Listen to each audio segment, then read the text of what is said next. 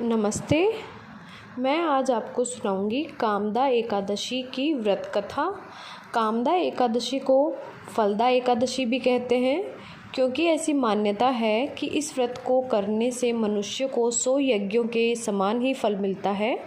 कामदा एकादशी पर विधि विधान के साथ पूजा करने से, कामदा एकादशी की व्रत कथा सुनने पढ़ने से सभी पुण्य प्राप्त होते हैं। आइए सुनते हैं इसकी व्रत कथा। भगवान श्री कृष्ण ने धर्मराज युधिष्ठिर को चैत्र शुक्ल एकादशी व्रत यानी कामदा एकादशी की कथा सुनाई थी। रघुकुल के राजा दिलीप ने भी कामदा एकादशी की कथा को अपने गुरु वशिष्ठ से सुना था। प्राचीन काल में पुंडरीक नामक का राजा था, जो भोग विलास में डूबा रहता था। उसके राज्य में ललित और ललिता नाम के स्त्री और पुरुष रहा करते थे। दोनों में अथाह प्रेम था।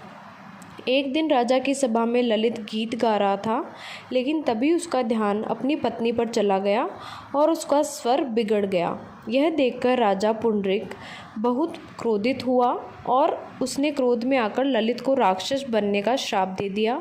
ललित मांस का भक्षण करने वाला राक्षस बन गया। अपने पति का हाल देखकर राजा की पत्नी बहुत दुखी हुई।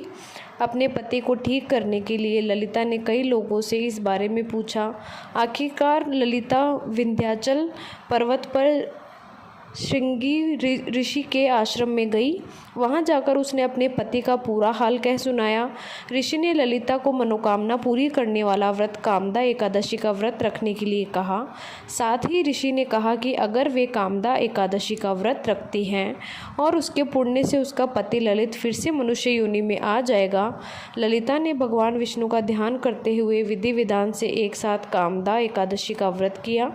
ऋषि के बताए अनुसार उसने चैत्र शुक्ल एकादशी का व्रत किया और अगले दिन द्वादशी को पारण करके व्रत को पूरा किया।